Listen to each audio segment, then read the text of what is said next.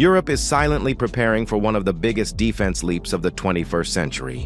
While the United States dominates the skies with the F-35 B-21 Raider and its secretive NGAD program, France, Germany, and Spain are working on something they believe will rival or even surpass American air power: the Future Combat Air System, or FCAS. This isn't just another fighter jet project. FCAS is envisioned as a sixth-generation air combat network, blending stealth aircraft, AI-powered drones, satellite-linked battle management, electronic warfare, and hypersonic capabilities.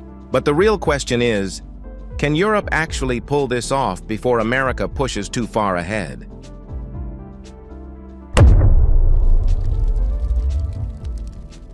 The idea behind FCAS was born largely out of concern.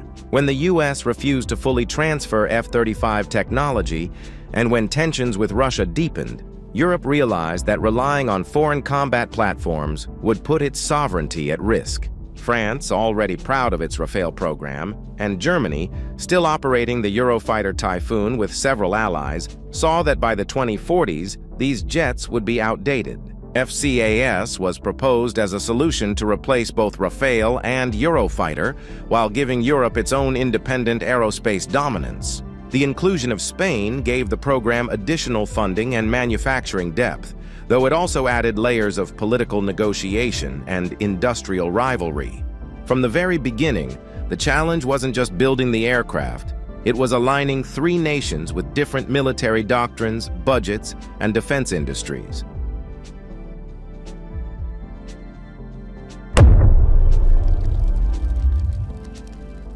At the heart of FCAS is the NGF, the next-generation fighter. Unlike fifth-gen aircraft such as the F-35 or F-22, the NGF is designed to operate as the central node of a much larger combat web. The airframe is expected to be fully stealth, with internal weapons bays, adaptive engines capable of controlling heat signatures mid-flight, and advanced supercruise capabilities. The cockpit will likely have augmented reality displays or even an AI co-pilot. The jet should be able to coordinate stealth drones, command satellites, jam enemy radars, and strike targets without the pilot even having to engage physically. But this level of ambition requires cutting-edge technology, not just engineering upgrades. It's a massive leap, and one that demands a level of funding and unity Europe hasn't demonstrated in decades.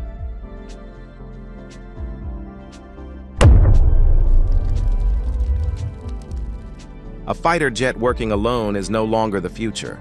In the NGAD program, the U.S. is pairing its new fighter with autonomous, loyal wingmen that act as shields, scouts, or missile platforms. FCAS has its own version, the remote carriers. These drones will be stealthy, modular, and capable of both reconnaissance and offense. They could fly ahead to confuse enemy defenses, strike long-range targets, or provide electronic jamming.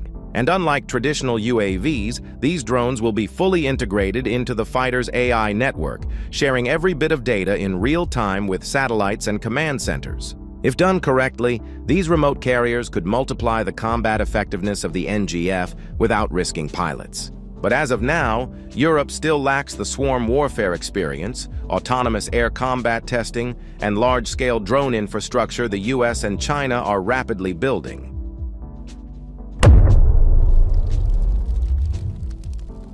A fighter is only as powerful as the information it receives. FCAS plans to introduce a next-generation combat cloud, a digital network that will connect drones, aircraft, satellites, ground systems, and naval forces into one battlefield ecosystem. Through AI and high-speed data fusion, pilots could receive targeting data from drones hundreds of miles away or strike enemy positions without revealing their location. But building a unified European combat cloud is extremely complex. Unlike the US, which operates under centralized command structures, FCAS brings together multiple governments, different encryption standards, and divergent tech industries. The very system that should give FCAS superiority could also become its biggest vulnerability if cybersecurity and compatibility issues appear later.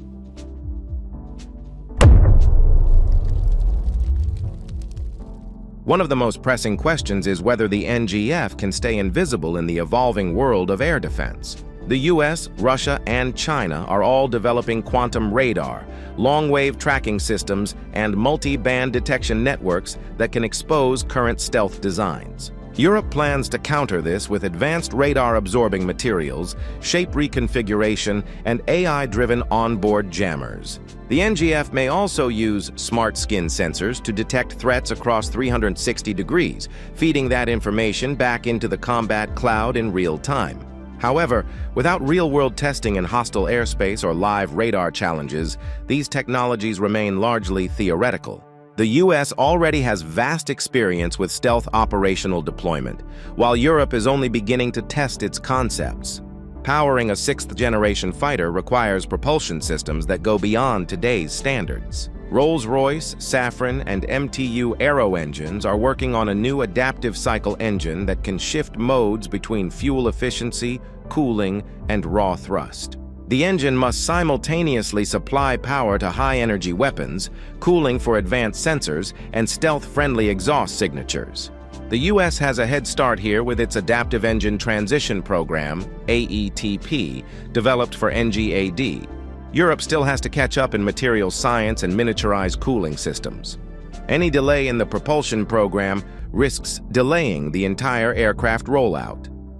One of the biggest problems haunting FCAS is internal rivalry. France wants Dassault Aviation to lead fighter development, while Germany insists Airbus Defence and Space plays an equal role. These industrial clashes have repeatedly caused political freezes, negotiation deadlocks, and budget tensions.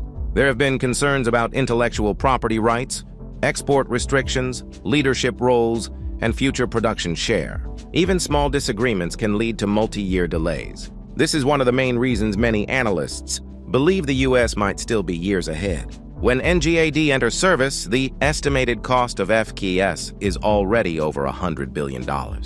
And that number could rise significantly. There is still a possibility that FCAS could leapfrog certain American technologies. Europe excels in stealth aerodynamics, sensor fusion, and electronic warfare. Dassault's Rafale has proven itself in complex missions, and the Eurofighter Typhoon is still evolving with upgrades. If Europe fully harnesses AI, engine tech, digital stealth, and drone integration, FCAS could become a serious threat to American air power. But the timeline is critical. Too slow, and the gap becomes permanent. Tensions with Russia, China's rise in Africa and the Pacific, and uncertainty over US commitment to NATO have all increased pressure on Europe. FCAS is not just a fighter project. It's a statement of independence and a tool for power projection beyond Europe's borders. With nuclear-sharing treaties, strategic autonomy, and defense exports in sight, the success of FCAS will define Europe's global standing for decades. FCAS is Europe's most ambitious military aviation program since the Cold War.